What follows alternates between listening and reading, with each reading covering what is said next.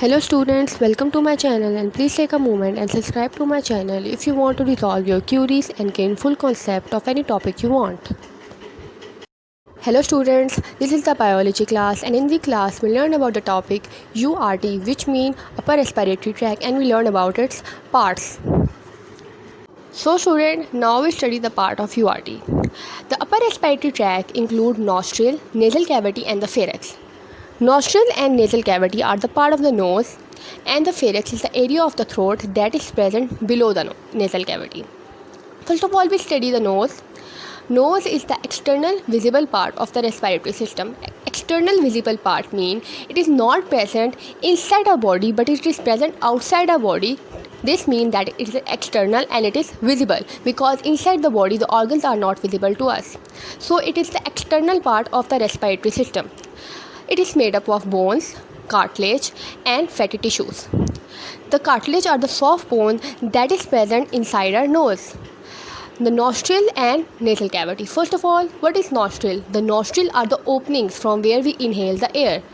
And the nasal cavity is the hollow space, hollow cavity inside our nose, which is separated by a wall known as nasal septum.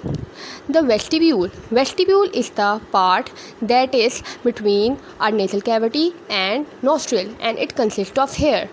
And our nose consists of mucous membrane with cilia, that is a hair. And now we study about the nose hair and their functions. Nose consists of hair, mucus and the cilia.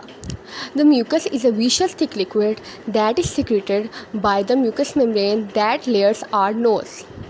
They together act as a defense mechanism against the harmful pathogens. The pathogens are the microorganisms that may be the kind of virus, bacteria or any kind of particles of dust, smoke and pollen that are entering into the nasal cavity when we are inhaling through our nose. The mucus and the cilia filter the incoming air and prevent the entry of the harmful pathogens into our nasal cavity, which then goes into our respiratory system and can fluctuate our system. So it filters the particles in our incoming air by preventing it from entering into the body. The cilia moves the trapped particles that is trapped by the cilia and goes towards the pharynx, from where it is removed through the throat, and underneath the mucous membrane there are capillaries. The capillaries function in converting the incoming air into the body temperature, so our body do not react indifferently towards the air coming into the body. The second part of the upper respiratory tract is pharynx.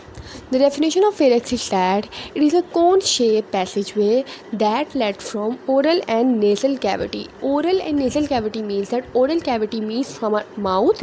The mouth is our cavity from where we eat food or from where the air goes into our inside the body. So oral mean mouth and nasal cavity mean from inside of our nose, from we inhale the air. Then the air goes towards the esophagus and larynx. Larynx is the part of the throat that is present below the pharynx, and esophagus is a part that connect the throat towards our stomach. The second is that the pharynx is the part of both digestive and respiratory system, that the pharynx allows the air and food both to pass through it. It also helps in vocalization, mean that it helps to produce the sound. The part of pharynx. There are three parts of pharynx. The first one is nasopharynx, the second one is oropharynx, and the third one is laryngopharynx.